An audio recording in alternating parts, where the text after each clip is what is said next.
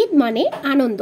প্রতি বছরের মতো এবছরও অপু বিশ্বাস তার ছেলের নামে কোরবানি করেছেন।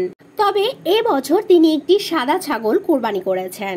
ইতিমধ্যে এইসব ছবি ভিডিও সামাজিক যোগাযোগ মাধ্যমে বেশ সাড়া ফেলেছে। কিন্তু এই কোরবানি নিয়েও রয়েছে মানুষের মনে নানা প্রশ্ন।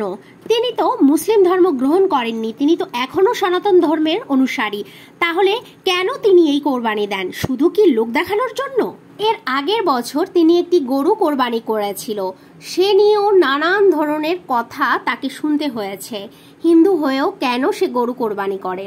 তবে এবছরও ব্যতিক্রম কিছু নয়। মুসলিম না হয়েও কোরবানি করায় এবার বিপাকে পড়লেন অপু বিশ্বাস। এ ব্যাপারে আপনার মূল্যবান মতামত জানাতে পারেন আমাদের কমেন্ট বক্সে। কমেন্ট অবশ্যই করবেন, এটা রিকোয়েস্ট থাকবে। এবং যারা আমার চ্যানেলটি সাবস্ক্রাইব করেনি, প্লিজ সাবস্ক্রাইব করে পাশে থাকা বেল আইকনটি বাজিয়ে দিবেন, যাতে ভিডিও ছাড়ার সঙ্গে সঙ্গে নোটিফিকেশনটি সবার প্রথমে আপনার কাছে পৌঁছে যায়। ধন্যবাদ সবাইকে।